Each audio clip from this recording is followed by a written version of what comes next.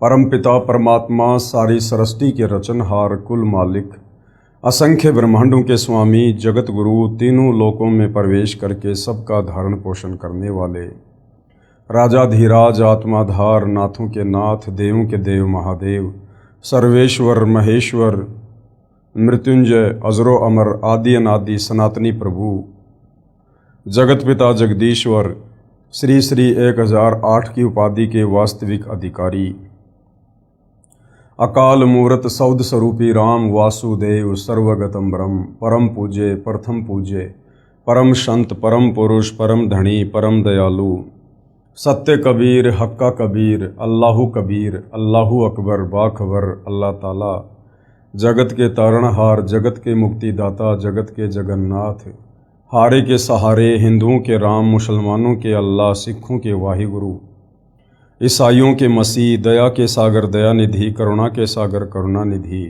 स्वयंभू परिभू संकट मोचन कष्ट हरण मंगल करण दुख भंजन अविगत कबीर निर्विकार निर्विषम परमात्मा अलय अलेख सतगुरु आदि अनादि सतगुरु असली मर्यादा पुरुषोत्तम असली राम असली कृष्ण असली घनश्याम असली मुरारी राजाओं के राजा महाराजाओं के महाराजा शहंशाहों के शहंशाह सम्राटों के सम्राट भगवानों के भगवान अल्लाहों के अल्लाह प्रभुओं के प्रभु मसीहाओं के मसीह सच्चे वाहिगुरु बाबाओं के बाबा पीरों के पीर सेठों के सेठ जगत सेठ सावलसा सेठ सर्वगुण संपन्न अनंत कोटि कलाओं के स्वामी अनंत कोटि ब्रह्मांडों के नायक योगियों में महायोगी ध्यानियों में महाध्यानी सिद्धों में परम सिद्ध ज्ञानियों में तत्वज्ञानी ब्रह्म ज्ञानी महाज्ञानी परम ज्ञानी सर्वश्रेष्ठ ज्ञानी विज्ञानी युवा कबीर समर्थ कबीर असमवात अमित ओजा सच्चे रहनुमा करीम अल्लाह सुबहान अल्लाह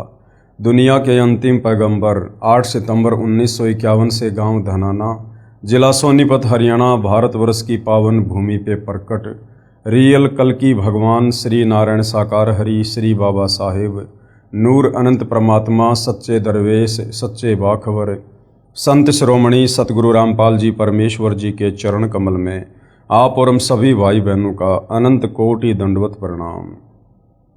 सत्साई भाई और बहनों, बहुत बड़ी दया बहुत बड़ी मेहर पूज्य गुरुदेव भगवान की परमेश्वर रामपाल जी की जिनके शुभ आशीर्वाद से विशेष आशीर्वाद से उनके सत्संगों का संग्रह पवित्र पुस्तक ज्ञान गंगा के ऊपर वीडियो बनाने की श्रृंखला जारी है।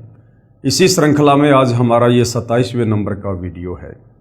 प्रत्येक वीडियो में गुरुदेव भगवान के आशीर्वाद से हमें अध्यात्म के विषय में बहुत कुछ जानने और समझने को मिल रहा है और भक्ति करने में हमारी रुचि भी बढ़ रही है।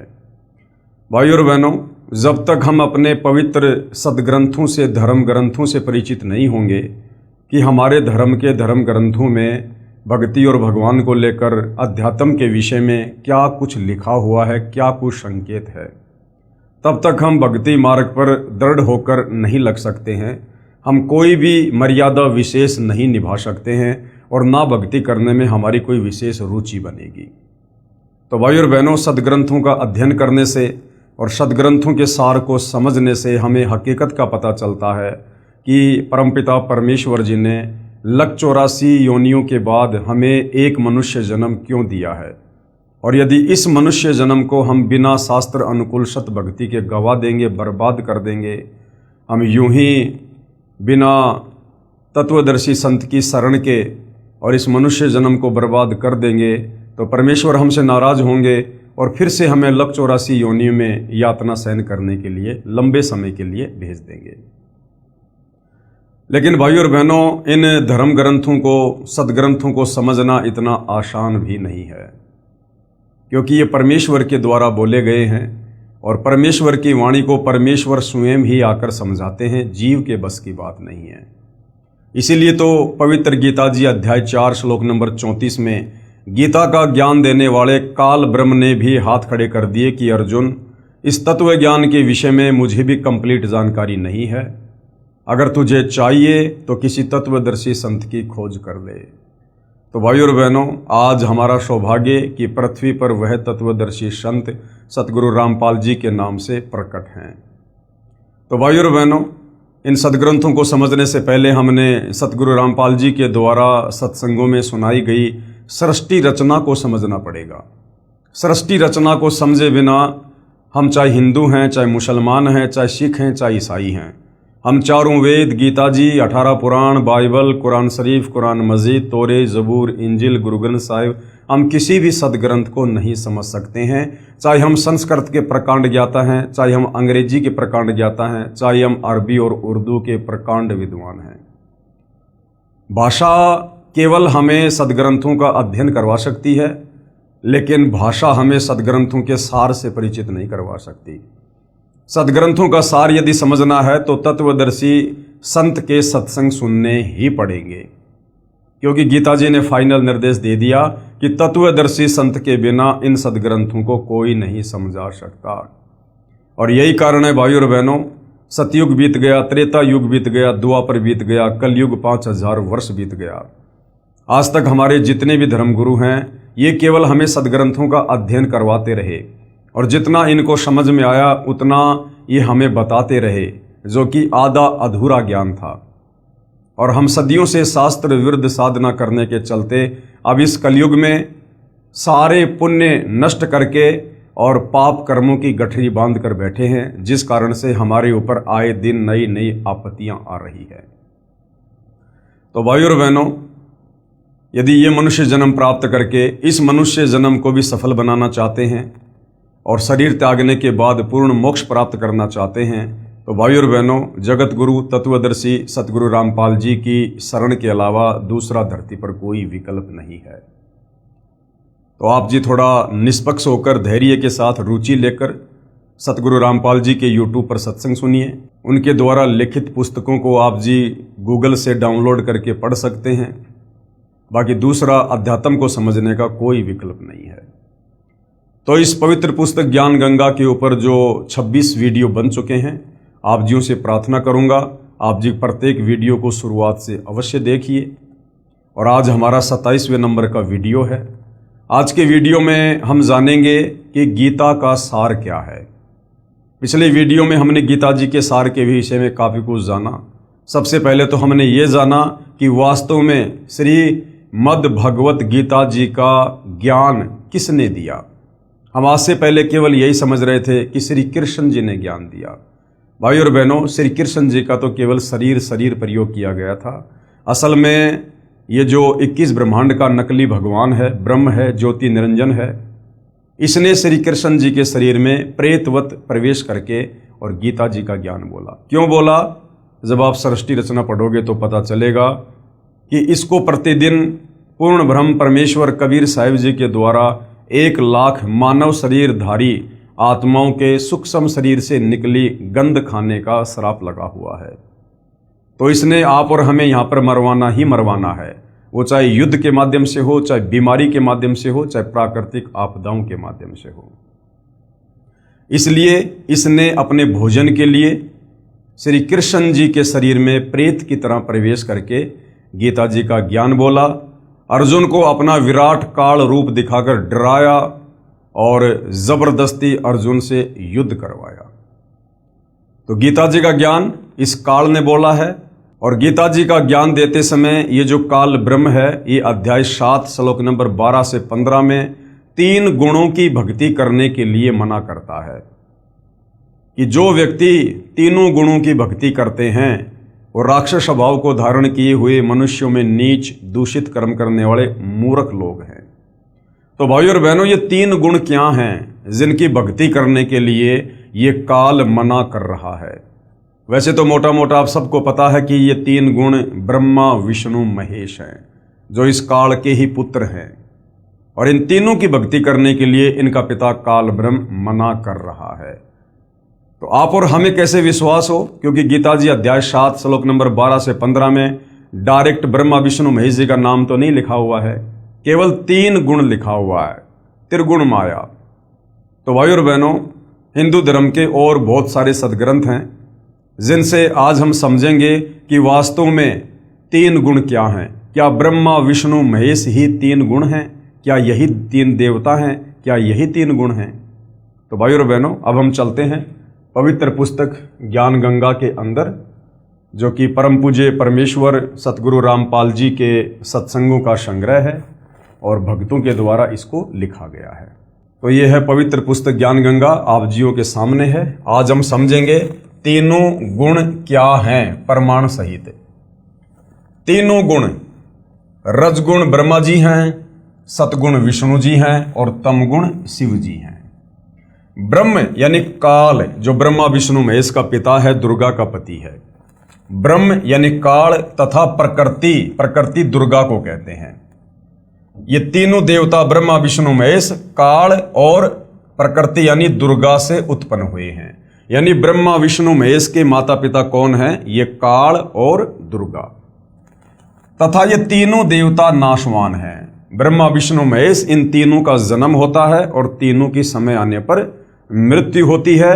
ये अजरो अमर देवता नहीं है, ये मृत्युंजय नहीं है, ये पूजा के योग्य नहीं है। अब इसका प्रमाण देखना पड़ेगा भाइयों और बहनों, वरना हम विश्वास नहीं कर पाएंगे। तो हमारे ही पवित्र सदग्रंथों में इन सब का बाकायदा प्रमाण है। गीता प्रेस गोरखपुर से प्रकाशित श्री शिव महापुराण, जिसके संपादक हैं श्री हनुमान प्रसाद पोदार, इसके पेज नंबर 110 पर अध्याय 9 रुद्र संहिता। इस प्रकार क्या लिखा हुआ इसमें?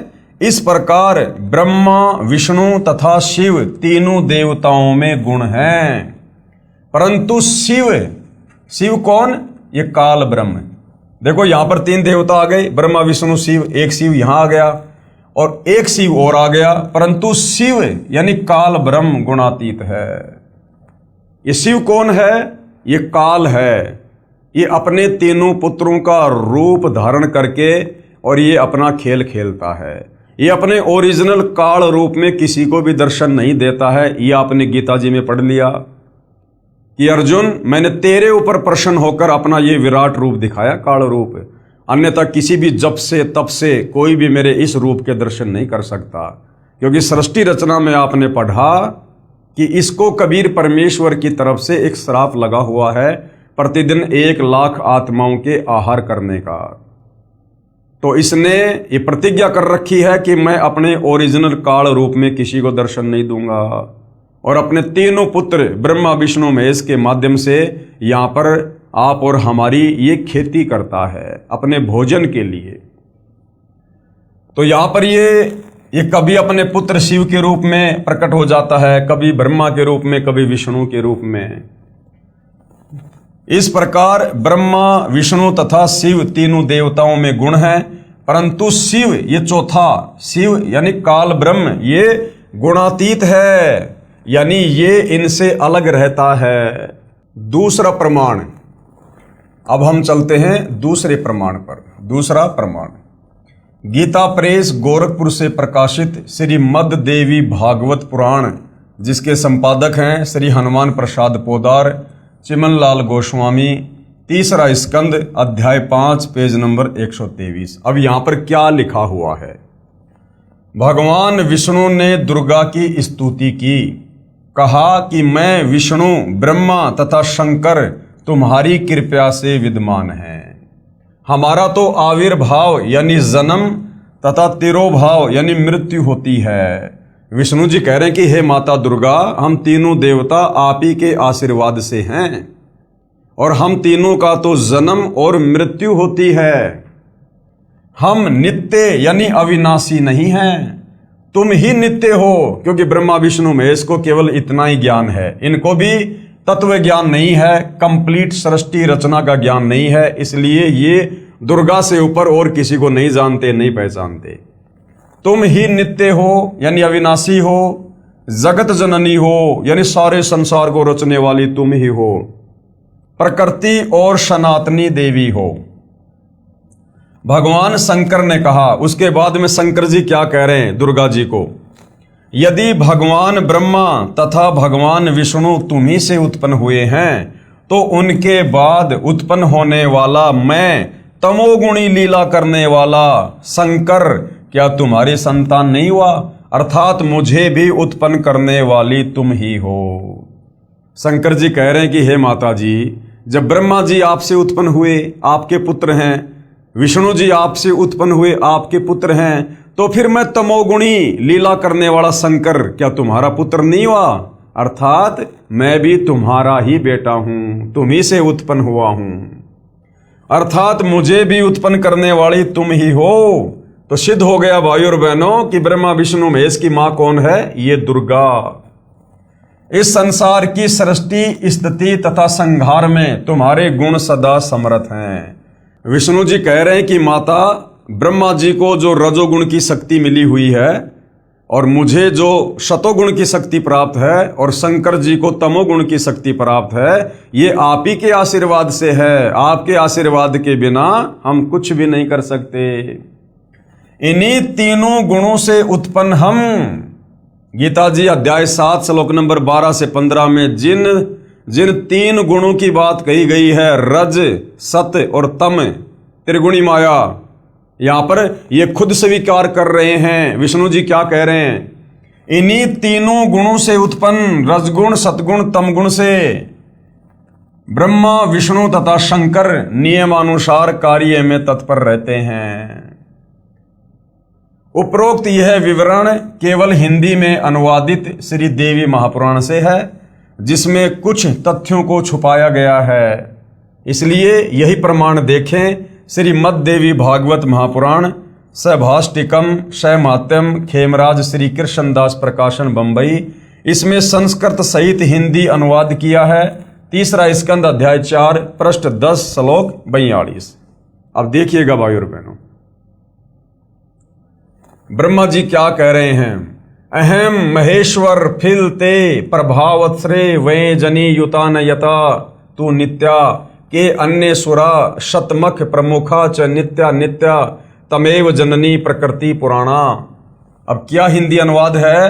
विष्णु जी ने कहा, हे मात यानी हे मां दुर्गा, ब्रह्मा, मैं तथा शिव तुम्हारे ही प्रभाव से जन्मवान हैं, नित्य नहीं है। हम तीनों अविनाशी नहीं हैं, अर्थात हम अविनाशी नहीं हैं। फिर अन्य इंद्रादि दूसरे देवता किस प्रकार नित्य हो सकते हैं? कि माता जी, जब हम तीनों ब्रह्मा विष्णु महेश ही अविनाशी नहीं हैं, हमारा भी जन्म और मृत्यु होता है, तो फिर अन्य ये जो इंद्र हैं और अन्य देवी देवता हैं, फिर ये किस प्रकार अविनाशी हो सकते हैं? तुम ही अविनाशी हो। हम सर्व की जननी, हम सब की जननी, हम तीनों की, ब्रह्मा विष्णु महेश की माँ, अर्थात उत्पन्न करने वाली माता हो, प्रकृति तथा सनातनी देवी हो। प्रकृति दुर्गा को कहते हैं। उसके बाद पेज नंबर 11 से 12 अध्याय 5 श्लोक 8। यदि दया द्रमना न सदा अंबिके कथ अहम विहित च तमोगुण कमल जय रजोगुण संभव सुविहित किमु शतोगुणो हरि। अनुवाद है, भगवान शंकर बोले, हे मात, यदि हमारे ऊपर आप दया युक्त हो तो मुझे तमोगुण क्यों बनाया, और कमल से उत्पन्न ब्रह्मा को रजोगुण किस लिए बनाया, तथा विष्णु को शतोगुण क्यों बनाया, अर्थात जीवों के जन्म मृत्यु रूपी दुष्कर्म में क्यों लगाया। भाई और बहनों, हमने ये समझना है कि गीता अध्याय 7 श्लोक नंबर 12 से 15 में गीता का ज्ञान दाता ये काल ब्रह्म जिन तीन गुणों की भक्ति करने के लिए मना कर रहा है, वो तीन गुण क्या हैं? तो यहां पर क्लियर हो रहा है कि तीन गुण हैं, रजगुण ब्रह्मा, शतगुण विष्णु, तमगुण शंकर। ये खुद यहां पर बयान कर रहे हैं कि कमल से उत्पन्न ब्रह्मा को रजोगुण किस लिए बनाया तथा विष्णु को शतोगुण क्यों बनाया, अर्थात जीवों के जन्म मृत्यु रूपी दुष्कर्म में क्यों लगाया। और शंकर जी कह रहे हैं कि आपने मुझे तमोगुण क्यों बनाया। तो तीनों देवता ही तीनों गुण हैं, ब्रह्मा विष्णु महेश एक एक गुण युक्त हैं। रजगुण ब्रह्मा, सतगुण विष्णु, तमगुण शंकर जी। उसके बाद श्लोक नंबर 12, रमे से स्वपति पुरुष सदा तवै गति नहीं विदम वै शिवै। उसके बाद ये क्या कह रहे हैं अपनी माता जी को? अपने पति पुरुष अर्थात काल भगवान के साथ सदा भोग विलास करती रहती हो, आपकी गति कोई नहीं जान सकता। अर्थात ये दुर्गा इस काल की पत्नी है, दुर्गा इस काल की पत्नी है। और ब्रह्मा विष्णु महेश की मां कौन ही? दुर्गा। ब्रह्मा विष्णु महेश का पिता कौन? ये काल। तो आज से पहले तो भाइयों और बहनों इसी बात के ऊपर पर्दा पड़ा हुआ था कि ब्रह्मा विष्णु महेश नाशवान है या फिर ये अविनाशी हैं। तो अब हमारे धार्मिक सदग्रंथ ये क्लियर कर रहे हैं कि ब्रह्मा विष्णु महेश ये तीनों देवता नाशवान है, इनका जन्म और मृत्यु होता है, ये अविनाशी नहीं है, नित्य नहीं है। और इनकी माँ ये प्रकृति अर्थात दुर्गा है और इनका पिता काल भगवान है। फिर तीसरे स्कंद में क्या लिखा है? तीसरा स्कंद पेज नंबर 14 अध्याय 5 श्लोक 43। एक मेवा द्वितीयम यत ब्रह्म वेदा वदंती वै सा किम त्वम वाष्पेशो वा किम संदेह विनिवर्ते। अनुवाद, जो कि वेदों में अद्वितीय केवल एक पूर्ण ब्रह्म कहा है, क्या वह आप ही हैं या कोई और है? मेरी इस शंका का निवारण करें। ब्रह्मा जी की प्रार्थना पर देवी ने कहा। आपने सृष्टि रचना में सुना कि जब प्रथम बार समुद्र मंथन में इस काल के आदेश से दुर्गा ने ब्रह्मा जी को 4 वेद दिए। ब्रह्मा जी ने चारों वेदों को पढ़ा तो पता चला कि कोई ब्रह्म है, वो साकार है, तेजोमय शरीर है, नर आकार है। तो ब्रह्मा ने फिर अपनी माता दुर्गा से पूछा कि माता, ये ब्रह्म कौन है? वेदों में तो लिखा कि कोई ब्रह्म है, और मैं आपसे पूछा करता था कि मेरा पिता कौन है, तो आप कह दिया करती थी कि मैं तेरा पिता हूं, मैं तेरी मां हूं। लेकिन वेदों में तो ब्रह्म कोई और है। तब दुर्गा ने हकीकत बतानी पड़ी कि बेटा ब्रह्म है, लेकिन वो तुझे दर्शन नहीं देगा। तो यहां पर वही विवरण है जो कि वेदों में अद्वितीय केवल एक पूर्ण ब्रह्म कहा है। क्या वह आप ही हैं? ब्रह्मा कह रहा अपनी मां से कि वेदों में जो ब्रह्म है, क्या वो आप ही हैं या कोई और है? मेरी इस शंका का निवारण कीजिए। ब्रह्मा जी की प्रार्थना पर देवी ने क्या कहा? ये संस्कृत में लिखा हुआ है, हम सीधे अनुवाद पे चलते हैं। फिर देवी दुर्गा ने क्या कहा? देवी ने कहा, यह है सो मैं हूं। यानी जो वेदों में लिखा हुआ ना ब्रह्म, वो मैं ही हूं। जो मैं हूं सो ये है, और जो मैं तेरे सामने हूं वो ही वेदों में लिखा हुआ ब्रह्म है। मति के विभ्रम होने से भेद भासता है। यानी तेरे को मति भ्रम हो गया। मति भ्रम यानी तेरी बुद्धि ढंग से काम नहीं कर रही ब्रह्मा, इसलिए तेरे को ये भ्रम हो रहा है कि ब्रह्म कोई और है। हम दोनों का जो सूक्ष्म अंतर है, अब यहां कह रही है हम दोनों का। अब यहां पर खुद ही अपने से ब्रह्म को अलग दर्शा रही है। ऊपर तो कह रही है कि ये है सो मैं हूं, जो मैं हूं सो ये है, और नीचे क्या कह रही है? हम दोनों का जो सूक्ष्म अंतर है, इसको जो जानता है वही मतिमान अर्थात तत्वदर्शी है।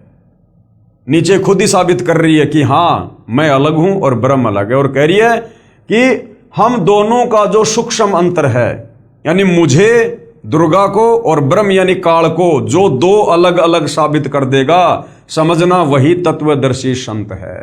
तो भाइयों और बहनों, ये अद्भुत कार्य इन धार्मिक सदग्रंथों का निचोड़ निकालकर इस धरती पर वर्तमान में केवल सतगुरु रामपाल जी ने किया है। सतगुरु रामपाल जी के सत्संग करने से पहले इस पृथ्वी पर किसी को दुर्गा के पति का भी नाम नहीं पता था। सब दुर्गा को माता कहते थे, माता दुर्गा, माता दुर्गा माता। सिंदूर लगाती है, 16 श्रृंगार करती है, लेकिन आज तक हमारा कोई भी धर्मगुरु ये नहीं बता पाया कि दुर्गा का पति कौन है। अगर हम उसको मां कह रहे हैं तो उसका पति भी तो होगा। वो अपनी मांग में सिंदूर भर रही है, कुंवारी लड़की तो सिंदूर नहीं भरती। तो भाइयों और बहनों, ये सारा का सारा खजाना हमारे धर्म ग्रंथों में था, लेकिन तत्व ज्ञान के अभाव में ये हमारे नादान धर्म गुरु हमें निष्कर्ष निकाल कर नहीं दे पाए। तो ऊपर तो कह रही है, ब्रह्मा जी को झूठ बोल रही है कि यह है सो मैं हूं, जो मैं हूं सो यह है। मति के विभ्रम होने से भेद भासता है। हम दोनों का जो सूक्ष्म अंतर है, यानी मेरा और काल के बीच में जो रिश्ता है, इसको जो जानता है वही मतिमान अर्थात तत्वदर्शी है। वह संसार से पृथक होकर मुक्त होता है, इसमें संदेह नहीं है। जो इस रहस्य को जान लेता है कि ये दुर्गा कौन है और काल कौन है और इनका आपस में क्या संबंध है, कहते हैं वो भगत फिर यहां से अपनी मुक्ति करवा लेता है, क्योंकि वो तत्वदर्शी संत की शरण में है। तत्वदर्शी संत की शरण में आए बिना इस भेद को पृथ्वी पर कोई नहीं जान सकता। उसके बाद ये संस्कृत है, आप जी पढ़ सकते हैं इस पवित्र पुस्तक से। हम सीधा इसके अनुवाद पे चलते हैं। संकट उपस्थिति होने पर सुमरण से ही मैं तुमको दर्शन दूंगी। दुर्गा ने कहा कि बेटा ब्रह्मा, यदि कभी तेरे ऊपर कोई संकट आ जाए तो मेरा सुमरण कर लेना, मैं उपस्थित हो जाऊंगी, तेरी मदद करूंगी। परमात्मा सनातन देव की शक्ति रूप से मेरा सदा सुमरण करना, दोनों के सुमरण से अवश्य कार्य सिद्धि होगी। ब्रह्मा जी बोले, इस प्रकार संस्कार कर शक्ति देकर हमको विदा किया। विष्णु के निमित्त महालक्ष्मी, शिव के निमित्त महाकाली और हमको महासरस्वती देकर विदा किया। और दूसरी बार जब समुद्र मंथन होता है तो उसमें ये दुर्गा अपने ही 3 रूप बनाकर समुद्र में छुप जाती है। और उसके बाद में सावत्री रूप में तो ब्रह्मा जी से शादी कर लेती है, और लक्ष्मी रूप में विष्णु जी से, और पार्वती रूप में शंकर जी से। क्या क्या कहा जा रहा है? ब्रह्मा जी बोले, इस प्रकार संस्कार कर शक्ति देकर हमको विदा किया। विष्णु के निमित्त महालक्ष्मी और शिव के निमित्त यानी शिव के साथ महाकाली, और हमको यानी ब्रह्मा जी कह रहा कि मुझे महासरस्वती देकर विदा किया। इन तीनों की शादी कर दी गई समुद्र मंथन पर। अनुवाद, मेरा शरीर सूत्र रूप कहा जाता है, परमात्मा ब्रह्म का स्थूल शरीर कहता है। क्या कह रही है कि परमात्मा यानी ब्रह्म का स्थूल शरीर कहा जाता है। उस ब्रह्म का स्थूल शरीर है, वो निराकार नहीं है। कह रही उसका स्थूल शरीर है। अब जिसका स्थूल शरीर है तो वो साकार हुआ। और हमारे धर्मगुरु कहा करते थे कि ब्रह्म निराकार है, ब्रह्म निराकार है। अब आगे भाइयों और बहनों, उपरोक्त पुराण वाक्यों का सार।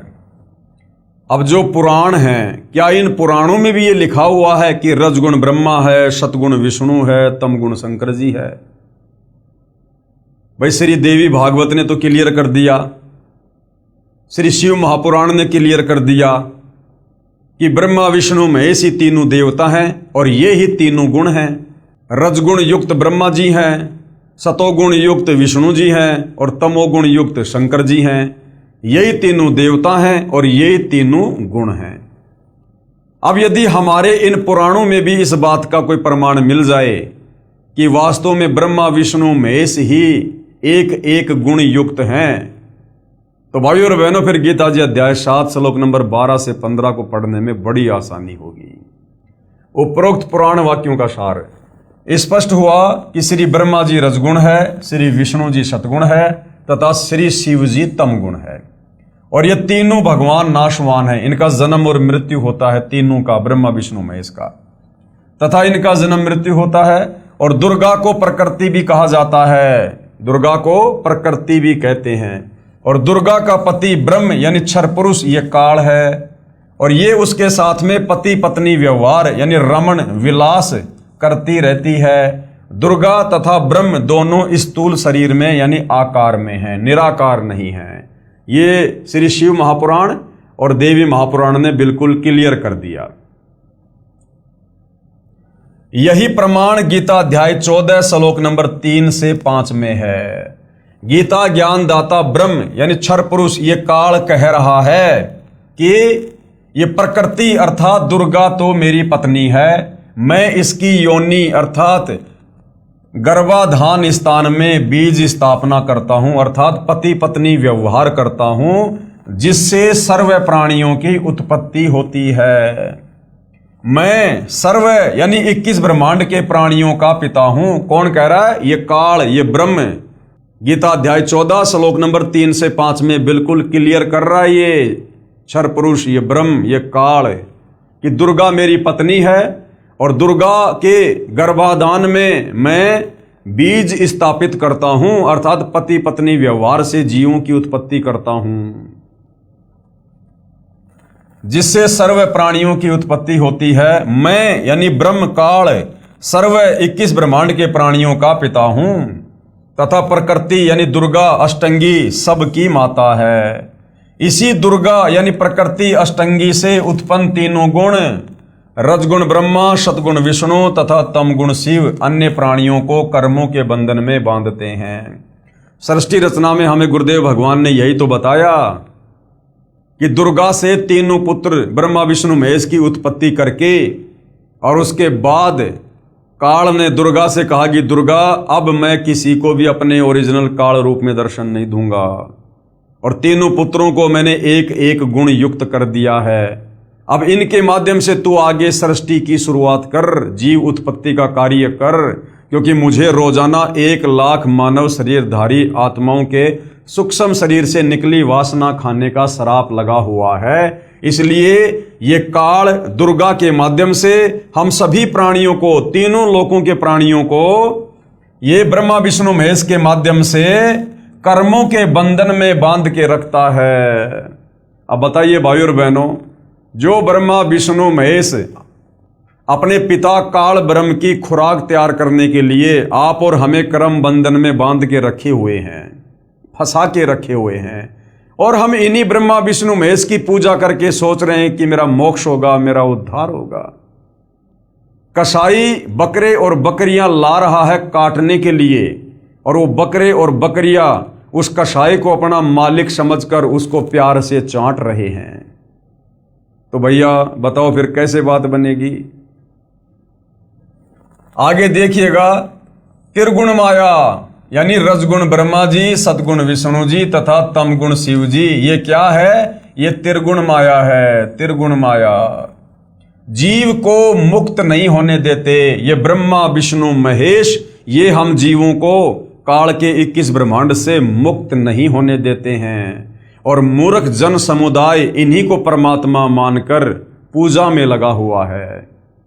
इसलिए गीता 7 अध्याय 12 से 15 में इस काल ने इन तीनों देवताओं रजगुण ब्रह्मा, सतगुण विष्णु, तमगुण शंकर जी की भक्ति करने वालों को 4 गालियां दी हैं। त्रिगुण माया यानी 3 गुण, रजगुण सतगुण तमगुण। रजगुण कौन है? ब्रह्मा जी। सतगुण कौन है? विष्णु जी। और तमगुण कौन है? शंकर जी। जीव को मुक्त नहीं होने देते। पवित्र गीता जी के अध्याय 7 श्लोक नंबर 1 व 2 में ब्रह्म कह रहा है, ये काल कह रहा है कि अर्जुन, अब तुझे वह ज्ञान सुनाऊंगा जिसके जानने के बाद और कुछ जानना बाकी नहीं रह जाता। गीता अध्याय 7 श्लोक 12, गीता ज्ञानदाता ये ब्रह्म, ये काल कह रहा है कि तीनों गुणों से जो कुछ हो रहा है, अब समझ में आ गया होगा तीनों गुण कौन है? रजगुण ब्रह्मा, सतगुण विष्णु, तमगुण शंकर जी। तो गीता अध्याय 7 श्लोक नंबर 12 में ब्रह्मा विष्णु महेश का पिता ये काल खुद कह रहा है कि इन तीनों गुणों से, अर्थात इन तीनों देवताओं से, ब्रह्मा विष्णु महेश से जो कुछ हो रहा है वह मुझसे ही हुआ जान, क्योंकि सारा सब कुछ 21वें ब्रह्मांड में बैठकर ये काल ही इनमें प्रेरणा करके करवा रहा है अपने भोजन के लिए। जैसे रजगुण ब्रह्मा से उत्पत्ति करवाता है, सतगुण विष्णु से पालन पोषण स्थिति तथा तमगुण शिव से ये प्रलय अर्थात संहार कारण काल भगवान ही है। इन तीनों देवताओं के माध्यम से जो भी कुछ हो रहा है इसका मुख्य कारण कौन है? ये काल। फिर कहा है कि मैं इनमें नहीं हूं, क्योंकि काल बहुत दूर 21वें ब्रह्मांड में निज लोक में रहता है। इन तीनों को एक एक गुण से युक्त करके और एक ब्रह्मांड में 3 लोक, स्वर्ग, पृथ्वी और पाताल का जो है एक एक विभाग का मंत्री बना दिया, और ये खुद इनसे दूर 21वें ब्रह्मांड में रहता है। इसलिए क्या कह रहा है? फिर कहा है कि मैं यानी काल, मैं काल इनमें नहीं हूं, क्योंकि काल बहुत दूर 21वें ब्रह्मांड में निज लोक में रहता है, परंतु मन रूप में मौज काल ही मनाता है, तथा रिमोट से सर्व प्राणियों तथा ब्रह्मा जी, श्री विष्णु जी व श्री शिव जी को यंत्र की तरह चलाता है। गीता बोलने वाला ब्रह्म यानी काल कह रहा है कि मेरे 21 ब्रह्मांडों के प्राणियों के लिए मेरी पूजा से ही शास्त्र अनुकूल साधना प्रारंभ होती है, क्योंकि चारों वेदों में और गीता जी में इस काल ब्रह्म तक की साधना का ही जिक्र है। तो ये काल कह रहा कि इस 21 ब्रह्मांड में यदि वास्तव में कोई सत भक्ति है तो मुझ काल से शुरू होती है, मुझ काल से। और इस काल की भक्ति की लास्ट उपलब्धि क्या है? ब्रह्मलोक।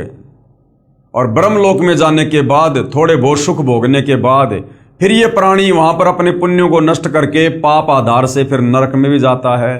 लक 84 योनि में गधा कुत्ता शोर भी बनता है और फिर जन्म और मरण के चक्कर में रहता है। अर्थात 21 ब्रह्मांड में काल की ओम नाम की साधना से श्रेष्ठ भक्ति और कोई नहीं है। ये ब्रह्मा विष्णु महेश की भक्ति ये काल खुद रिजेक्ट कर रहा है। क्या कह रहा है? गीता बोलने वाला ब्रह्म कह रहा है कि मेरे 21 ब्रह्मांडों के प्राणियों के लिए मेरी पूजा से ही शास्त्र अनुकूल साधना शुरू होती है जो वेदों में वर्णित है। मेरे अंतर्गत जितने भी प्राणी हैं उनकी बुद्धि मेरे हाथ में है। मैं केवल 21 ब्रह्मांडों में ही मालिक हूं। इसलिए गीता अध्याय 7 श्लोक नंबर 12 से 15 तक जो भी तीनों गुणों से, रजगुण ब्रह्मा से यानी जीवों की उत्पत्ति, सतगुण विष्णु जी से स्थिति तथा तम गुण शिव जी से संहार, जो कुछ भी हो रहा है उसका मुख्य कारण मैं ब्रह्म काल ही हूं। यानी करते हुए ये ब्रह्मा विष्णु महेश दिखाई दे रहे हैं, लेकिन असल में ये मेरे रिमोट से ही चल रहे हैं। ये तीन गुण इनको मैंने ही दिए हैं। तो ये कह रहा है कि जो भी मुख्य कारण है वो मैं हूं, काल। और ये ऐसा क्यों करता है? हमने सृष्टि रचना में पढ़ा, क्योंकि काल को 1 लाख मानव शरीरधारी प्राणियों के शरीर को मारकर मैल को खाने का शाप लगा हुआ है।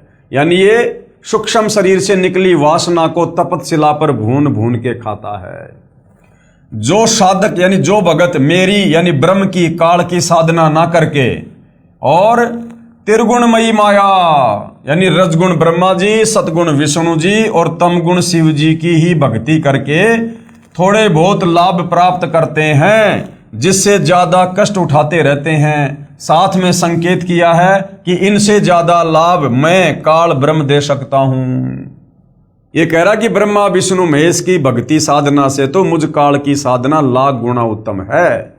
इनकी साधना करके तो तुम केवल थोड़े बहुत क्षणिक लाभ प्राप्त कर सकते हो, लेकिन मुझ काल ब्रह्म की ओम नाम की साधना जो गीता अध्याय 8 श्लोक नंबर 13 में है कि ओम इति एक अक्षर ब्रह्म व्यवहारण माम अनुस्मरण ये परियाति तजन देहम सयाति प्रमाम गतम।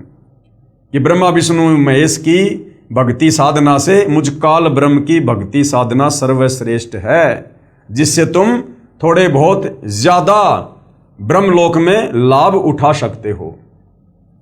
परंतु ये मूर्ख साधक, काल क्या कह रहा है? परंतु ये मूर्ख भगत तत्व ज्ञान के अभाव से इन्हीं तीनों गुण रजगुण ब्रह्मा जी, सतगुण विष्णु जी, तमगुण शिव जी तक की साधना करते रहते हैं। लेकिन ये मूर्ख जन समुदाय तत्व ज्ञान के अभाव में और इन्हीं तीनों देवताओं को भगवान मानकर इन्हीं की पूजा करते रहते हैं।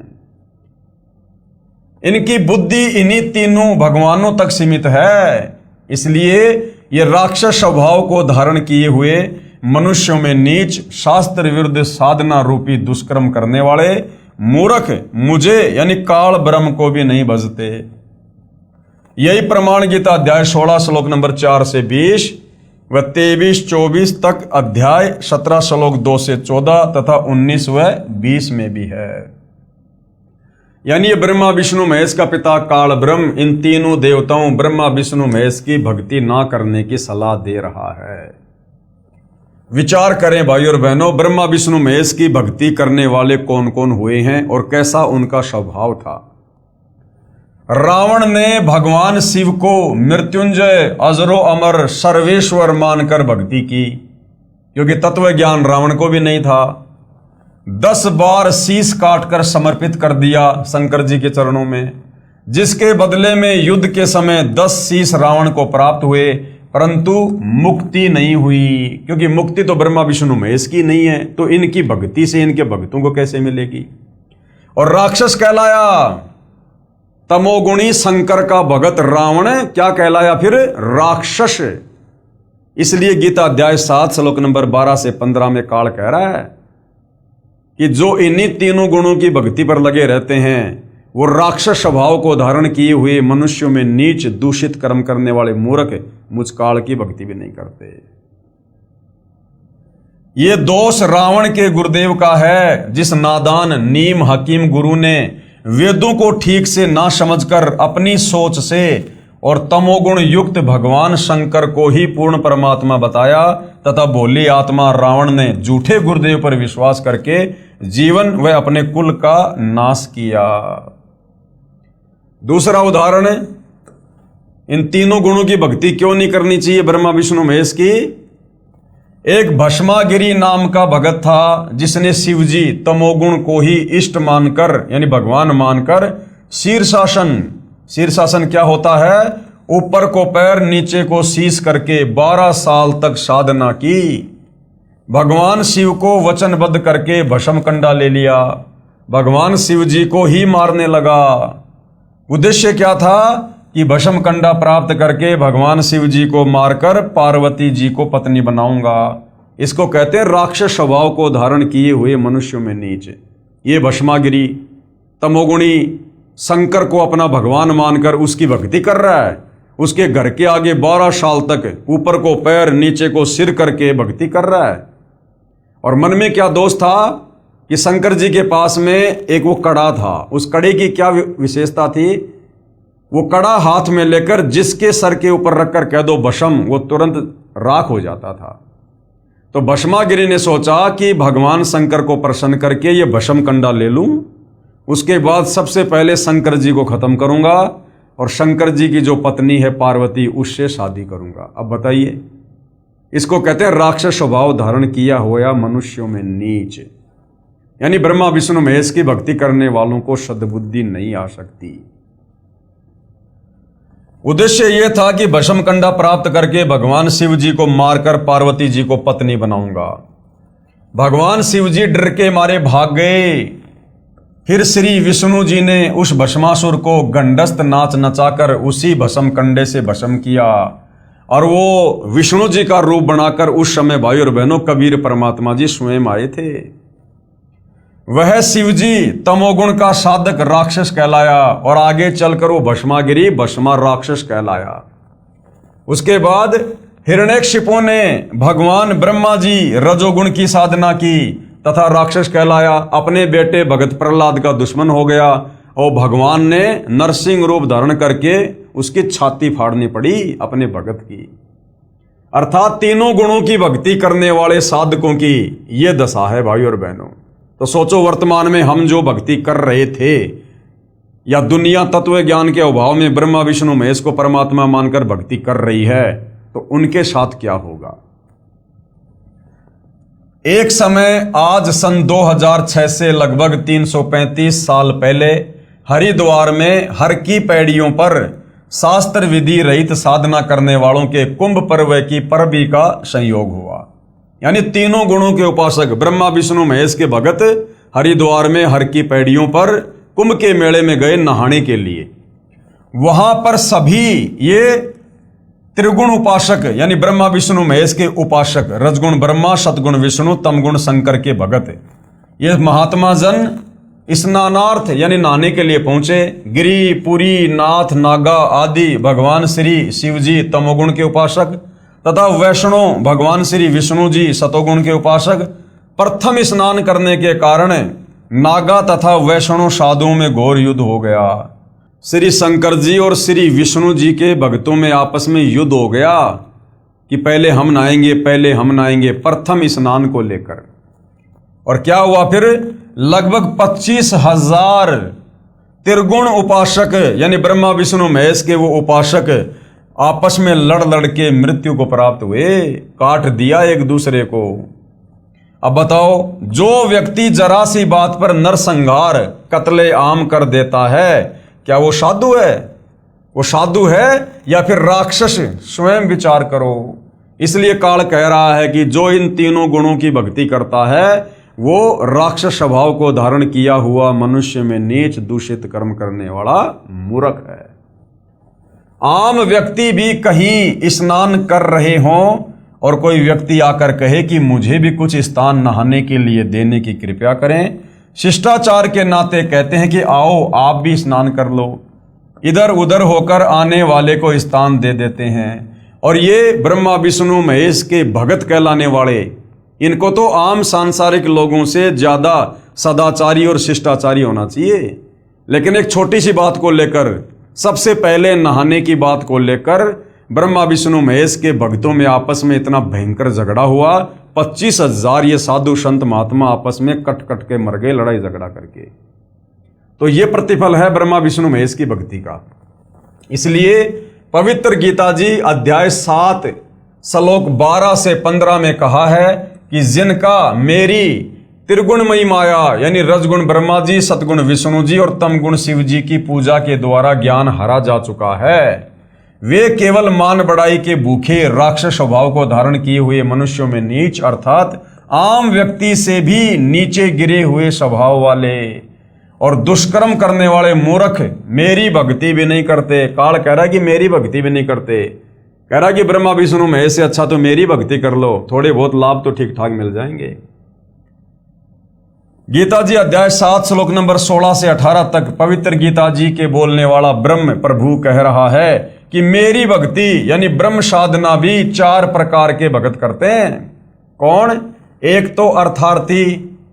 अर्थार्थी कौन होता है? जो धन लाभ चाहने वाले हैं, जो वेदों के अनुसार भक्ति करते हैं। मकसद क्या होता है? धन प्राप्ति। जो वेद मंत्रों से ही जंत्र मंत्र हवन आदि करते रहते हैं। दूसरा है आरत। आरत कौन होता है? जो संकट निवारण के लिए वेदों के मंत्रों का जंत्र मंत्र हवन आदि करते रहते हैं। तीसरा है जिज्ञासु भगत। जिज्ञासु कौन होता है? जो परमात्मा के ज्ञान को जानने की इच्छा रखने वाले, केवल ज्ञान संग्रह करके फिर खुद ही गुरु बन जाते हैं, वक्ता बन जाते हैं तथा दूसरों में ज्ञान श्रेष्ठता के आधार पर उत्तम बनकर, ज्ञानवान बनकर अभिमानवश भक्तिहीन हो जाते हैं। और चौथा है ज्ञानी। ज्ञानी कौन? वे भगत जिनको ये ज्ञान हो गया कि मानव शरीर बार बार नहीं मिलता, इससे भगवान की साधना नहीं बन पाई तो जीवन व्यर्थ हो जाएगा। फिर वेदों को पढ़ा, जिनसे ज्ञान हुआ कि ब्रह्मा विष्णु शिव तीनों गुणों व ब्रह्म क्षर पुरुष तथा परब्रह्म अक्षर पुरुष से ऊपर पूर्ण ब्रह्म की ही भक्ति करनी चाहिए, अन्य देवताओं की नहीं। उन ज्ञानी अच्छी आत्माओं को मैं अच्छा लगता हूं तथा मुझे वे इसलिए अच्छे लगते हैं कि वे तीनों गुणों रजगुण ब्रह्मा, सतगुण विष्णु तथा तमगुण शिव जी से ऊपर उठकर मेरी ब्रह्म साधना तो करने लगे, कम से कम ओम नाम का जाप तो करने लगे वेदों से निकाल कर, जो अन्य देवताओं से अच्छी है। परंतु वेदों में जो ओम नाम है, जो केवल इस ब्रह्म साधना का मंत्र है, इस काल का ही मंत्र है, उसी को वेद पढ़ने वाले विद्वानों ने अपने आप ही विचार विमर्श करके पूर्ण ब्रह्म का मंत्र जानकर वर्षों तक साधना करते रहे। प्रभु प्राप्ति हुई नहीं, अन्य सिद्धियां प्राप्त हो गई। ओम मंत्र से और तप करने से सिद्धियां आ जाती हैं, क्योंकि पवित्र गीता अध्याय 4 श्लोक 34 तथा पवित्र यजुर्वेद अध्याय 40 मंत्र 10 में वर्णित तत्वदर्शी संत नहीं मिला। भाई तत्वदर्शी संत बताएगा कंप्लीट भक्ति विधि, इस काल की भी वास्तविक भक्ति विधि क्या है, अक्षर पुरुष की भक्ति विधि क्या है और परम अक्षर ब्रह्म कबीर देव का वास्तविक मंत्र क्या है। तो इन ज्ञानी आत्माओं को तत्वदर्शी संत मिला नहीं, जो पूर्ण ब्रह्म की साधना 3 मंत्र से बताता है। इसलिए ज्ञानी भी इस ब्रह्म काल की भक्ति करके जन्म मृत्यु के चक्कर में ही रह गए।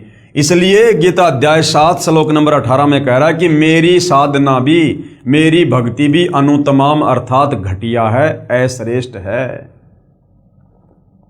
अब कौन था इस काल की भक्ति करने वाले? अब भाइयों और बहनों, इस काल ब्रह्म की ओम नाम की साधना करने वाले कौन कौन साधक हुए हैं और क्या उनको उपलब्धि हुई? एक ज्ञानी अच्छी आत्मा महर्षि चुनक जी ने वेदों को पढ़ा तथा एक पूर्ण प्रभु की भक्ति का मंत्र ओम जानकर इसी नाम के जाप से वर्षों तक साधना की। एक मानधाता चक्रवर्ती राजा था। चक्रवर्ती राजा उसे कहते हैं जिसका पूरी पृथ्वी पर शासन हो। उसने अपने अंतर्गत राजाओं को युद्ध के लिए ललकारा, एक घोड़े के गले में चिट्ठी बांधकर सारे राज्य में घुमाया, शर्त ये थी कि जिसने राजा मानधाता की गुलामी अर्थात अधीनता स्वीकार ना हो उसे युद्ध करना पड़ेगा। वह इस घोड़े को पकड़कर बांध ले। किसी ने घोड़ा नहीं पकड़ा। महर्षि चुनक जो इस बात का पता चला कि राजा बहुत अभिमानी हो गया है, कहा कि मैं इस राजा के युद्ध को स्वीकार करता हूं। और युद्ध शुरू हो गया। मानधाता राजा के पास 72 करोड़ सेना थी। उसके 4 भाग करके एक भाग 18 करोड़ सेना से महर्षि चुनक पर आक्रमण कर दिया। दूसरी ओर महर्षि चुनक जी ने अपनी साधना की कमाई से यानी ओम नाम की कमाई से 4 बम बना लिए तथा राजा की चारों भाग सेना का विनाश कर दिया। यानी 72 करोड़ सेना को चुनक ऋषि ने समाप्त कर दिया। अब बताओ भाइयों और बहनों, इस काल की साधना से जीव को सद्बुद्धि नहीं आ सकती। अब महर्षि चुनक जी घर से निकले थे परमात्मा प्राप्ति के लिए, भक्ति साधना करने के लिए, और वो अपना कार्य कर रहे थे। उधर से राजा मानधाता ने अपना घोड़ा छोड़ दिया। अब महर्षि चुनक को चाहिए था कि भाई राजा लोग अपना काम करेंगे और मैं भगत हूं, मैं अपना काम करूंगा। बीच में टांग नहीं अड़ानी चाहिए थी, लेकिन बीच में ये टांग जबरदस्ती इस काल में चुनक ऋषि में प्रेरणा करके अड़वाती। क्योंकि जब तक हम तत्वदर्शी संत की शरण में नहीं होंगे तब तक हम इस काल के अधीन रहते हैं। हमारी बुद्धि का रिमोट, चाहे ब्रह्मा विष्णु महेश है, चाहे कोई बहुत बड़ा कोई सिद्ध है, चाहे महात्मा है, उन सब की बुद्धि का रिमोट इस काल बली के हाथ में होता है। जब चाहे जिसकी बुद्धि ऑन कर दे, जब चाहे जिसकी बुद्धि ऑफ कर दे। और जब हम तत्वदर्शी संत की शरण में आ जाते हैं उसके बाद ये काल हमारे से 100 कदम दूर रहता है। फिर ऐसी दुर्भावना, ऐसा अहंकार, ऐसी मान बढ़ाई भगत के ऊपर नहीं छाती है।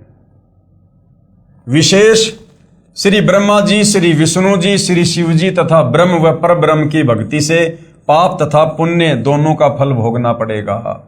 पुण्य तो स्वर्ग में तथा पाप नरक में। फिर 84 लाख प्राणियों के शरीर में नाना यातनाएं भोगनी पड़ती हैं।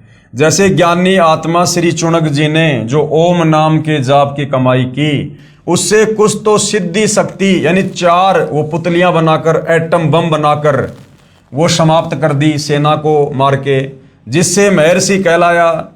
कुछ साधना फल को यानी थोड़ी बहुत साधना उसकी बची ओम नाम की, तो महास्वर्ग में भोग कर फिर नरक में जाएगा तथा फिर 84 लाख प्राणियों के शरीर धारण करके कष्ट पर कष्ट सहन करेगा।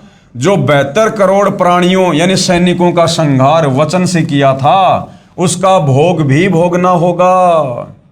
अब वो चुनक ऋषि फिर क्या बनेगा? कुत्ता। उसके सर में कीड़े पड़ेंगे। वो कीड़े कौन होंगे? वो 72 करोड़ सेना। तो काल तक की साधना का ये फल है, उसका भोग भी भोगना होगा। चाहे कोई हथियार से हत्या कर दे, चाहे वचन रूपी तलवार से, दोनों को समान दंड भगवान देता है। जब उस महर्षि चुनक जी का जीव 184 योनि भोगते भोगते जब वो कुत्ते के शरीर में होगा, उसके सिर में जख्म होगा, उसमें कीड़े बनकर उन सैनिकों के जीव अपना प्रतिशोध लेंगे। कभी टांग टूटेगी, कभी पिछले पैरों से अर्धंग होकर केवल अगले पैरों से घिसड़ कर चलेगा तथा गर्मी सर्दी का कष्ट, असहनीय पीड़ा नाना प्रकार से भोगनी ही पड़ेगी। अब भाइयों और बहनों, इस प्रकार का कष्ट इस काल तक की साधना में यहाँ पर 21 ब्रह्मांड में बना ही रहेगा, जब तक हमें तत्वदर्शी संत और उनके द्वारा शास्त्र अनुकूल भक्ति साधना नहीं मिलेगी। इसलिए पवित्र गीता जी बोलने वाला ब्रह्म यानी काल, गीता अध्याय 7 श्लोक नंबर 18 में स्वयं कह रहा है कि ये सब ज्ञानी आत्माएं हैं, ये है तो अच्छी, उदार, नेक, परंतु पूर्ण परमात्मा की 3 मंत्र की वास्तविक साधना बताने वाला तत्वदर्शी संत ना मिलने के कारण ये सब मेरी ही अनुतमाम यानी अति अश्रेष्ठ गति की आस में ही आश्रित रहे। यानी भगत हैं तो बेचारे बहुत अच्छे, जो घर से निकले थे परमात्मा प्राप्ति के लिए और इन्होंने वेदों को पढ़ा। अब वेदों में भाई और बहनों जानकारी तो है परमात्मा की, लेकिन भक्ति का मंत्र है इस काल का। तो इन नादानों ने सोचा कि ये ओम नाम का मंत्र पूर्ण परमात्मा का ही है। इन्होंने जी जान लगा दी। लेकिन ये तो काल का मंत्र है। अंत में काल के लोक में पहुंच गए, वहाँ थोड़े बहुत दिन महास्वर्ग में रहते हैं, उसके बाद फिर लक 84 योनि में, फिर नरक में, फिर जन्म और मरण के चक्कर में। तो इस प्रकार से काल की साधना भी घटिया है, अनुतमाम है। ये खुद गीता अध्याय 7 श्लोक नंबर 18 में स्वयं ही कह रहा है। अर्थात मेरी साधना भी अश्रेष्ठ है। इसलिए पवित्र गीता जी अध्याय 18 श्लोक 62 में कहा है। अब इस काल ब्रह्म ने खुद की साधना को तो घटिया बता दिया, फिर सही साधना क्या है, श्रेष्ठ साधना क्या है, उसके विषय में ये खुद गीता अध्याय 18 श्लोक 62 में क्या कह रहा है कि हे अर्जुन, तू सर्व भाव से यानी और सारी पूजा छोड़ दे और उस परमात्मा की शरण में चला जा जिसकी कृपया से ही तू परम शांति तथा सनातन परम धाम यानी सतलोक को प्राप्त होगा। अब भैया उसकी जानकारी केवल तत्वदर्शी संत के पास है।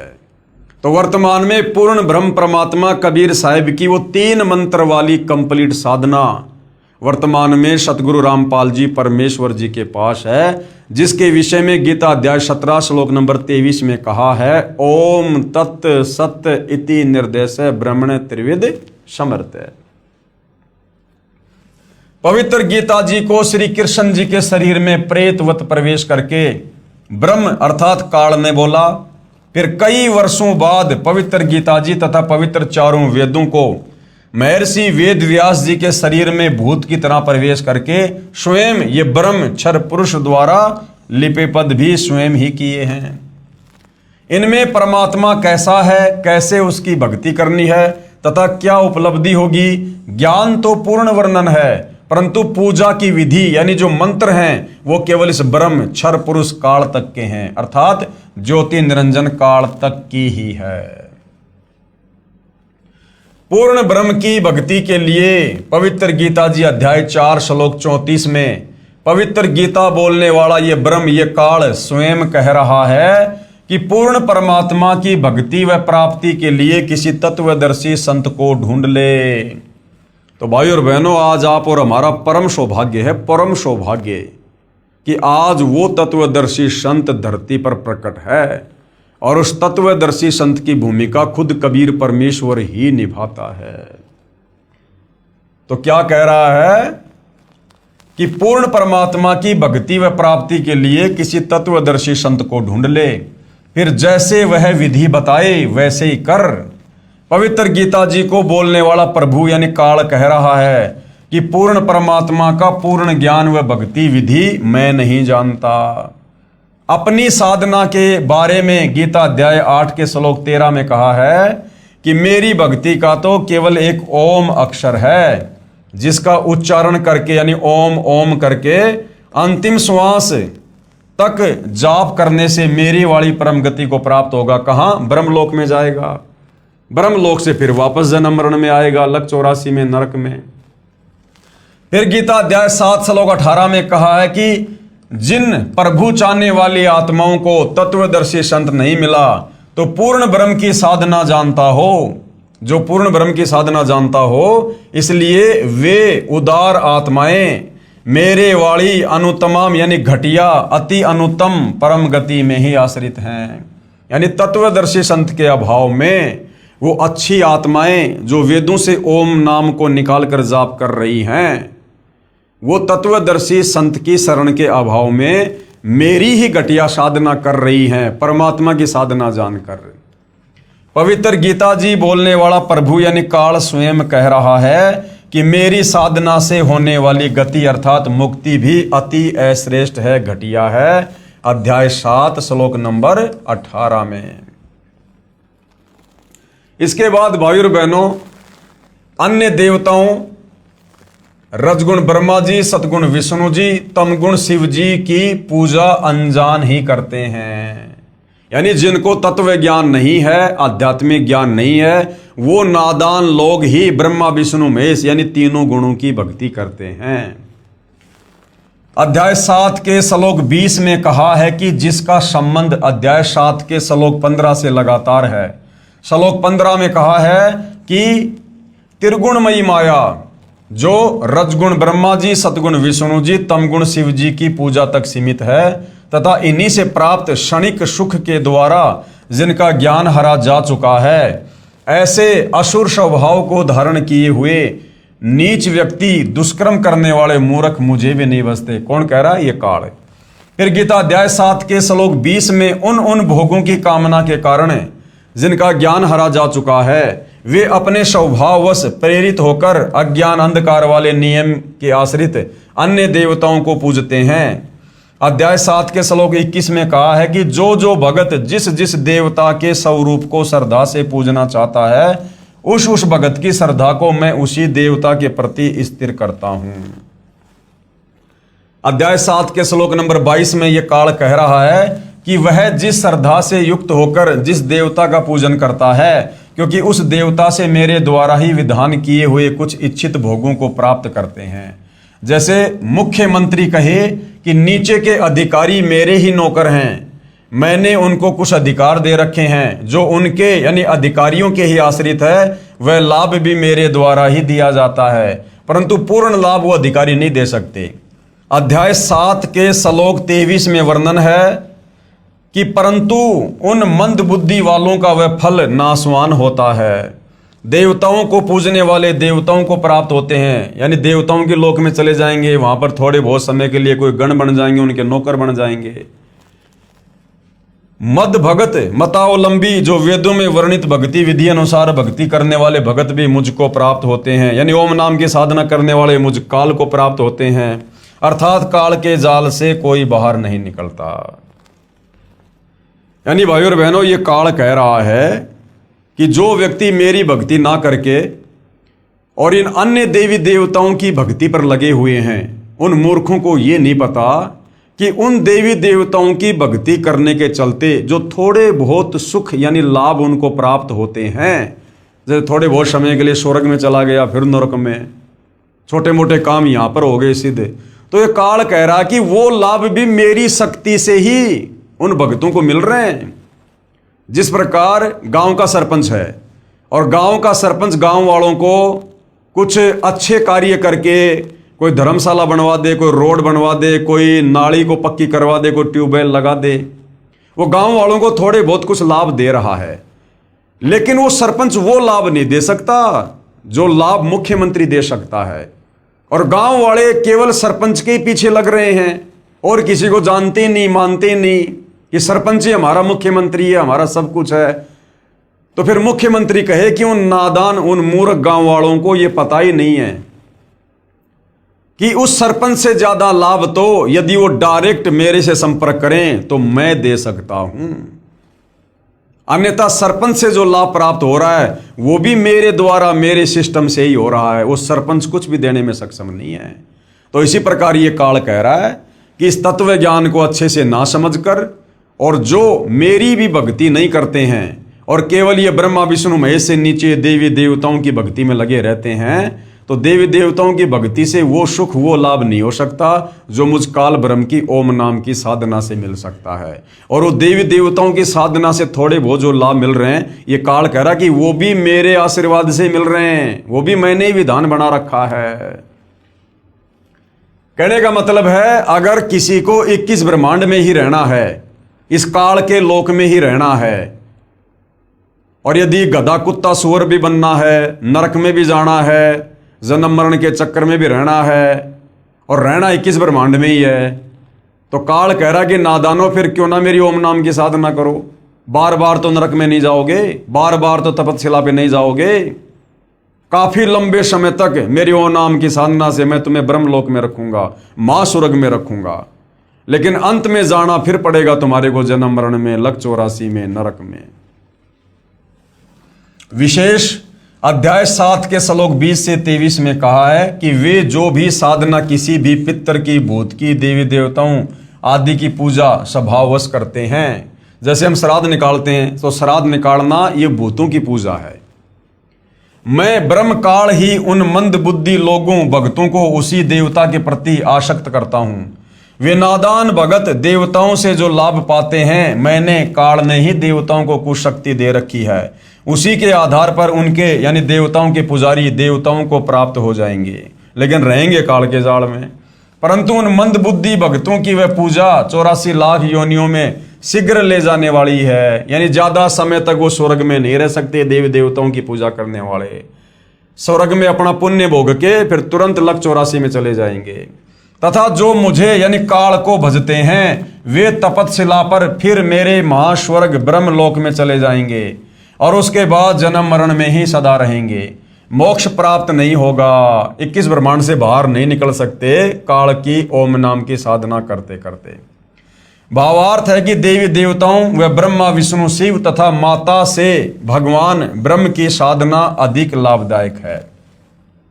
यानी ब्रह्मा विष्णु महेश दुर्गा और नीचे के देवी देवताओं से इस काल की ओम नाम की भक्ति अच्छी है। यानी लंबे समय तक महास्वर्ग में रहोगे, ब्रह्मलोक में रहोगे, लेकिन आना फिर पड़ेगा। भले ही महास्वर्ग में गए भगत का स्वर्ग समय 1 महाकल्प तक भी हो सकता है, परंतु महास्वर्ग में शुभ कर्मों का सुख भोग कर फिर नरक तथा अन्य प्राणियों के शरीर में कष्ट बना रहेगा। पूर्ण मोक्ष नहीं, अर्थात कालजाल से मुक्ति नहीं। अब भाइयों और बहनों, और प्रमाण हमारे धर्मशास्त्रों में, पवित्र गीता व पवित्र वेदों में अन्य देवताओं की पूजा तथा पितृ पूजा, श्राद्ध निकालना तथा भूत पूजा, अस्थियां उठाना अर्थात फूल उठाना, पिंड भरवाना, मंडियों की पूजा करना मना किया है।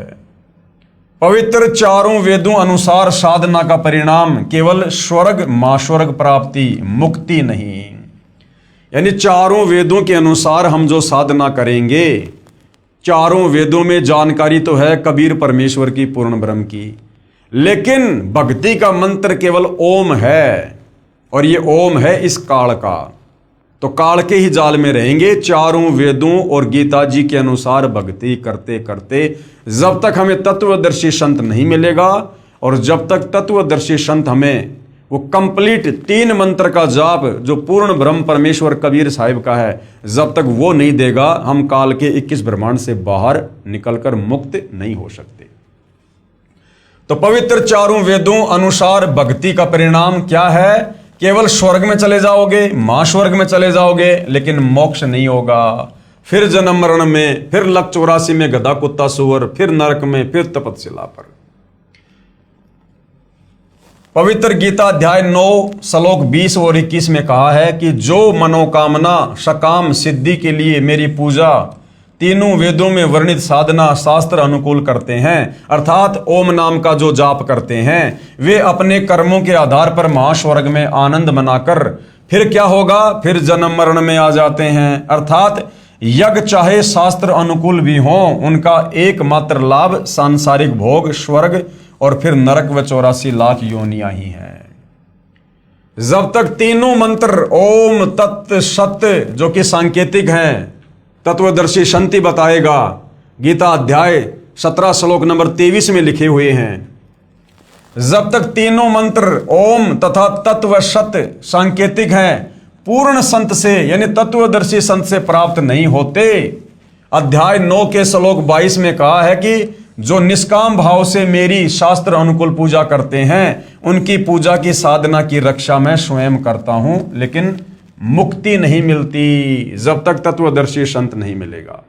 तो भाइयों और बहनों, आज के वीडियो में हमें यह भली भांति समझ में आ गया है कि जिसको 21 ब्रह्मांड में रहना है, जिसको मोक्ष नहीं चाहिए, वो भैया वेदों के अनुसार, गीता जी के अनुसार इस काल के ओम मंत्र की साधना करो जी लगा के।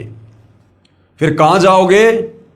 इसके ब्रह्मलोक में जाओगे, महास्वर्ग में जाओगे, वहां लंबे समय तक रहोगे, एक महाकल्प तक रहोगे, हजारों युगों तक रहोगे, सर्व भोग भोगोगे, बकवाद करोगे, वैश्यावर्ती करोगे।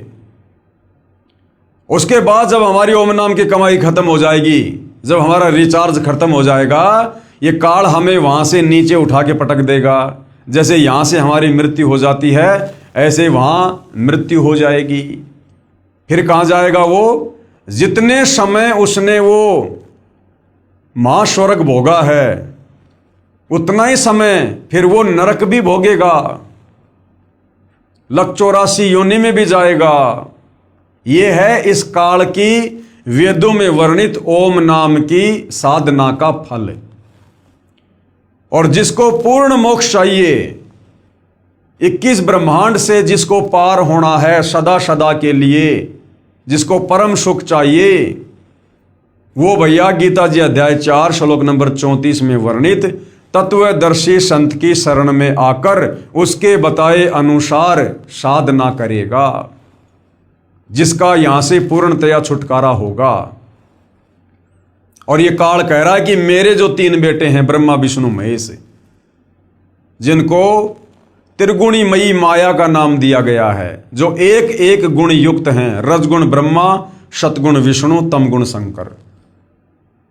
तो ये काल जो इनका पिता है ब्रह्म, ये खुद गीता अध्याय 7 श्लोक 12 से 15 में कह रहा है कि जो इन तीनों गुणों की भक्ति करते हैं ब्रह्मा विष्णु महेश की, वो राक्षस स्वभाव को धारण किए हुए, यानी राक्षस जैसा उनका स्वभाव होता है, कुछ भी उल्टा सीधा कर सकते हैं, कोई नियम मर्यादा नहीं है। मनुष्यों में नीच दूषित कर्म करने वाले, शराब वो पीते, मांस वो खाते, जुआ वो खेलते, चोरी वो करते, गंदी नजर वो रखते, और मूर्ख इसलिए कहा कि उनको तत्व ज्ञान नहीं है। तत्व ज्ञान के बिना ये लोग ब्रह्मा विष्णु महेश की भक्ति कर रहे हैं। तो ब्रह्मा विष्णु महेश की भक्ति करने वालों को पवित्र गीता जी अध्याय 7 श्लोक 12 से 15 में ब्रह्मा विष्णु महेश का पिता खुद 4 गालियां दे रहा है, 4 गालियां।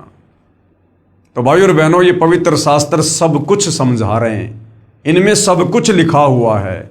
बस तत्व ज्ञान के अभाव में हमारे नादान धर्म गुरु, जो केवल संस्कृत भाषा के ज्ञाता थे, लेकिन तत्व ज्ञान के अभाव से इन धर्मशास्त्रों का निष्कर्ष निकालकर हमें नहीं बता पाए, और हमें शास्त्र अनुकूल साधना से दूर रखा, जिस कारण से हमारे पूर्वज आज वो प्रेत योनि में है, भूत योनि में है, और आज उनकी तृप्ति के लिए आप और हमारे से श्राद्ध निकलवाए जा रहे हैं, उनके लिए भोजन बनवाया जा रहा है।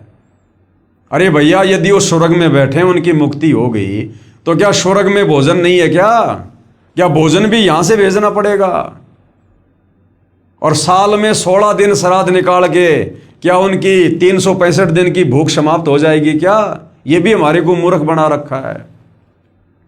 तो जिस प्रकार इन नादान धर्म गुरुओं ने तत्व ज्ञान के अभाव में हमारे पूर्वजों को शास्त्र विरुद्ध साधना करवा के और प्रेत योनि में भेज दिया, भूत योनि में भेज दिया, आज आप और हमारे से भी शास्त्र विरुद्ध साधना के तहत उन हमारे पूर्वजों के श्राद्ध निकलवा कर, जो कि वेद विरुद्ध है, हमें भी प्रेत योनि, भूत योनि में भेजने की तैयारी कर रहे हैं।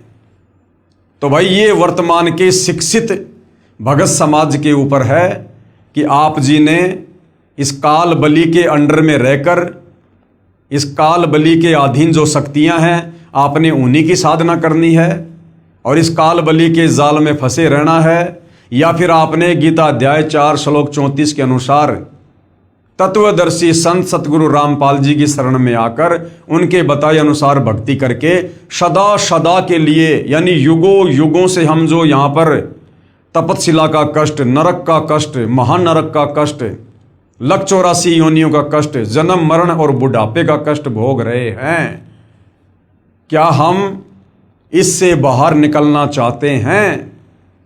क्या उस परम धाम, शाश्वत स्थान, सतलोक को प्राप्त करना चाहते हैं?